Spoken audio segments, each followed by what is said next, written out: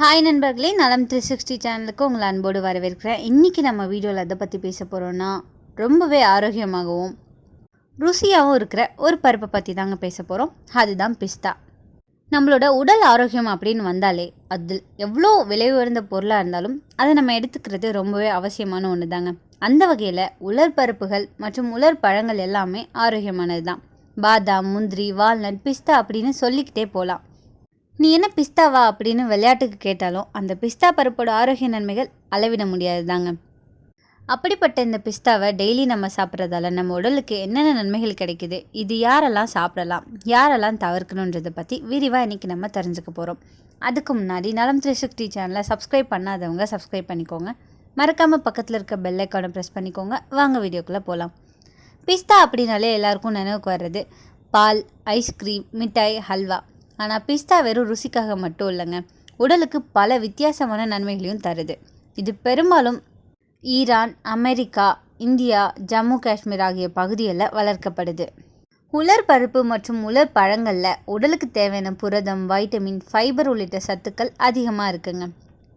இதனாலேயே டெய்லி உலர் பருப்பு அப்படி இல்லைன்னா உலர் பழங்களை எடுத்துக்கொள்கிறது ரொம்பவே முக்கியமான ஒன்றா இருக்குங்க. இந்த பருப்புகளை நம்ம சாப்பிட்றதால பல நோய்களை வராமல் கட்டுப்படுத்த முடியும். இந்த பிஸ்தாவை நம்ம தனியாகவோ அப்படி இல்லைன்னா பச்சையாவோ வறுக்கப்பட்டோ அலங்கரிப்பு பொருளாவோ உலர் பழங்களுடனோ அல்வா, ஐஸ்கிரீம் மாதிரியான வகைகளுக்கோ இதை பயன்படுத்துறது அதிகங்க. இந்த பிஸ்தா பருப்பு சாப்பிட்றதன் மூலம் நம்ம உடலுக்கு கிடைக்கிற நன்மைகள் என்னென்னன்றதை பற்றி இப்போ நான் சொல்கிறேன், நோட் பண்ணி வச்சுக்கோங்க. பிஸ்தா நீண்ட காலமாகவே உடலுக்கு அவசியமான ஊட்டச்சத்து கொண்டிருக்கும் ஒரு முக்கிய பொருளாக பார்க்கப்படுது. இதில் vitamin E, vitamin B complex போன்றவற்றில் சிறந்த ஆதாரமாக பார்க்கப்படுது. இதில் தாமிரம், மாங்கனீஸ், பொட்டாசியம், கால்சியம், இரும்புச்சத்து, மெக்னீசியம், துத்தநாகம் போன்ற தாதுக்களும் இருக்குது. பொதுவாகவே நட்ஸ் வகைகளை காலையில் எழுந்ததும் வெறும் வயிற்றில் பால் சேர்த்து அல்லது தண்ணியில் ஊற வச்சு சாப்பிட்றது ரொம்பவே முக்கியமான ஒன்று. இதனால் ஏகப்பட்ட நன்மைகள் நமக்கு கிடைக்குது. அப்படி இல்லைன்னா உணவு இடைவேளை நேரங்களில் மாலை வேளையில் கூட இதை நம்ம எடுத்துக்கொள்ளலாம். டெய்லி 3 இல்லைன்னா 4 இந்த பிஸ்தா பருப்புகளை நம்ம எடுத்துக்கொள்ளலாம். உடல் எடையை அதிகரிக்க வேணும் அப்படின்னு நினைக்கிறவங்க தினமும் தவறாமல் சாப்பிட்டு வந்தீங்கன்னா எடை அதிகரிக்க வாய்ப்பு இருக்குது. பிஸ்தா உடலுக்கு தரும் ஆரோக்கிய நன்மைகள் என்னென்ன தெரியுமா? மூளைக்கு வேலை தருது. மூளைக்கு வேலை கொடுத்தால் எப்போவுமே சுறுசுறுப்புக்கு பஞ்சம் இருக்காதுங்க. பிஸ்தா கொட்டைகளில் இருக்கிற வைட்டமின் இ மூளைக்கு இத்தகைய குணங்களை தருது. மூளைக்கு இரத்த ஓட்டம் சீராக கிடைப்பதால் மூளை பாதிக்கப்படாமல் தடுக்கப்படுது. பிஸ்தாக்களில் பச்சை மற்றும் ஊதா நிற கொட்டைகள் மூளையின் அறிவாற்றலை மேம்படுத்த, சிந்தித்தல் மற்றும் புரிதலுக்கான திறனுள்ள லூட்டைன் மற்றும் ஆந்தோசைனின்கள் நிரம்பிய கொண்டிருக்குங்க. இந்த உலர் பருப்புகளில் பிஸ்தா கொட்டைகள் மூளை அதிர்வுகளை தூண்டி சுறுசுறுப்பாக்கக்கூடிய குணங்களை கொண்டிருப்பதாக ஆய்வுகள் கண்டுபிடிச்சிருக்கு. நீரிழிவு நோய்கள் இந்த பிஸ்தா சாப்பிடலாமான்னு கேட்டிங்கன்னா, நீரிழிவு நோய்க்கு உட்பட்டவங்க அதை கட்டுக்குள் வைக்கிறதுக்கு ரொம்பவே அவஸ்தைப்படுவாங்கங்க. இந்த நீரிழிவு நோயை கட்டுக்குள் வைக்கலைன்னா பார்வை இழப்பு, சிறுநீரக கோளாறு பிரச்சனைகளுக்கு ஆளாவது உண்டு. பெருமளவு உணவு வழியாக நீரிழிவை கட்டுப்படுத்துறதோடு அல்லாமல் நீரிழிவுனால் உண்டாகும் இதர பாதிப்புகளும் வராமல் தடுக்க உதவக்கூடிய உணவுகளில் முக்கியமானது தான் இந்த பிஸ்தா பருப்புகள். ஆய்வு ஒன்றில் நீரிழிவால் பாதிக்கப்பட்டவங்க தொடர்ந்து பிஸ்தா பருப்புகளை எடுத்துக்கொண்டு வந்ததும் அவங்களுக்கு ரத்தத்தில் சர்க்கரையின் அளவு குறைய இந்த பிஸ்தா பயனளித்ததாக கண்டறியப்பட்டிருக்குங்க. உயர் ரத்த சர்க்கரை அளவை கொண்டவங்க பிஸ்தாக்களை உட்கொள்ளும் போது அது இன்சுலின் சுரப்பை அதிகரிப்பதாகவும் உணவுக்கு முந்தைய இரத்த சர்க்கரை அளவை குறைப்பதாகவும் தெரிவிக்கப்பட்டிருக்கு.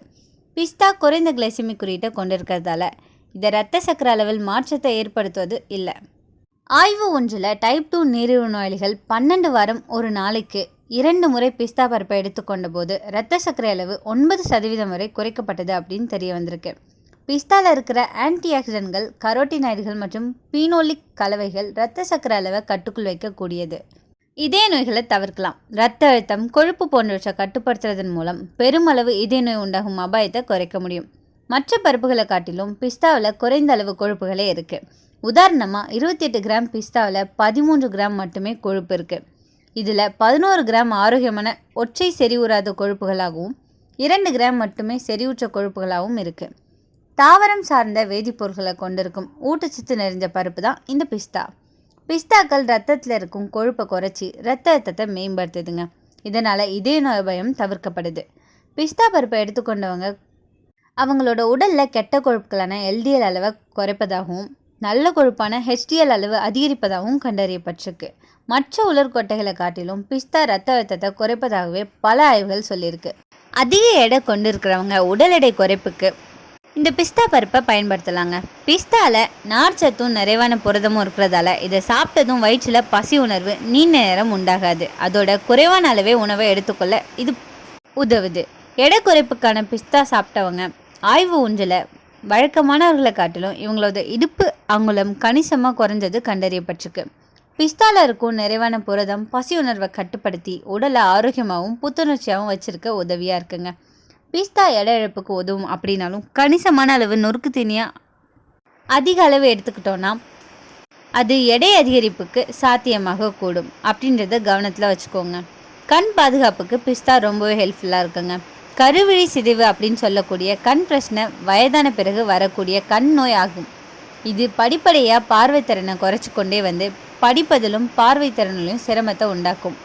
நம்மளோட பார்வைத்திறனுக்கு மிக முக்கியமான பொறுப்பு விழித்திரையின் முக்கிய அம்சங்களான கரோட்டினாய்டுகள், லூட்டைன் மற்றும் ஜியாக்சந்தின் போன்ற பொருட்கள் தாங்க. இந்த பொருட்கள் பிஸ்தாக்களில் காணப்படுது. இது கருவிழி சிதைவை தடுக்கவும் கண் தேய்மானங்கள் கண்புரை பாதிப்புகளை வராமல் தடுக்க இந்த பிஸ்தா பருப்புகள் உதவக்கூடும் அப்படின்னு ஆய்வுகள் பரிந்துரைக்குது.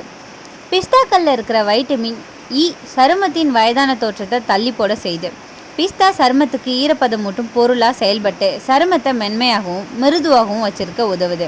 சூரியனிடமிருந்து வரும் புறஊதாக்கர்களால் சருமத்துக்கு உண்டாகும் சேதத்தை தடுத்து பாதுகாக்குது. பிஸ்தாவில் இருக்கும் தாமிரமானது சருமத்தில் தோல் சுருக்கம் வராமல் தடுக்குது. பிஸ்தாவில் இருக்கும் கொழுப்பு அமிலங்கள் முடி வளர்ச்சியிலும் உதவக்கூடியது. பயோட்டின் பற்றாக்குறையால் முடி உதிர்வு உண்டாவது உண்டு. முடி பிளவு ஏற்படுவதும் வறட்சி உண்டாவதும் உண்டு. ஆனால் பிஸ்தா இந்த அனைத்தையும் சரி செஞ்சு முடி வளர்ச்சியை ஊக்குவிப்பதோடு கூந்தலுக்கு ஈரப்பதம் அளித்து ஆரோக்கியம் அளிக்கவும் செய்யுது. தினமும் உணவு இடைவெளியில் 3 அல்லது 4 பிஸ்தாக்களை சேர்த்துக்கணும் அப்படின்னா ஆரோக்கியத்தை நம்ம காக்கலாம். பிஸ்தா பருப்பு கொழுப்பு சத்து இருப்பதால் 60 வயதுக்கு மேற்பட்டவங்க தவிர்க்கிறது நல்லது. இதில் கவனிக்க வேண்டிய விஷயம் என்னென்னா சில பக்க விளைவுகளும் இருக்கதா செய்யுது. அதிக அளவு சாப்பிட்டோம் அப்படின்னா அதாவது 500 கிராம் பிஸ்தாவில் 2700 கலோரி இருக்குது. அதனால் அதிக அளவில் எடுத்துக்கொண்டா உடல் எடை கூடும். உப்பு கலந்த பிஸ்தா சால்டட் பிஸ்தா அதிகமாக சாப்பிட்டோம் அப்படின்னா சோடியம் அளவு அதிகரித்து இரத்த அழுத்தம் உயரும். ஒரு சிலருக்கு அலர்ஜி நட்ஸ் ஒரு சிலருக்கு அலர்ஜியாக இருக்கலாம். அவ்வாறு இருந்தால் தோல் அரிப்பு மூச்சு விட சிரமம் ஏற்படலாம். இந்த பிஸ்தாவை தினமும் சிறு அளவில் எடுத்துக்கொண்டோம் அப்படின்னா உடல் ஆரோக்கியம் மன அமைதி அழகு எல்லாமே கிடைக்கும். ஆனால் எப்போவுமே மிதமாக எடுத்துக்கிறது தான் நல்லது. இன்றைக்கி நான் சொன்ன விஷயங்கள் எல்லாமே உங்களுக்கு ஹெல்ப்ஃபுல்லாக இருக்கும்னு நம்புகிறேன். உங்களில் எத்தனை பேருக்கு பிஸ்தாவில் செய்கிற உணவுகள் ரொம்ப பிடிக்குன்னு கமெண்ட்டில் சொல்லிவிடுங்க. இந்த வீடியோ உங்களுக்கு பிடிச்சிருந்துச்சின்னா லைக் பண்ணுங்கள், ஷேர் பண்ணுங்கள், மறக்காமல் நம்ம சேனலை சப்ஸ்கிரைப் பண்ணுங்கள். அடுத்த ஒரு அற்புதமான வீடியோவில் சந்திக்கிறேன். அது வரைக்கும் பாய்.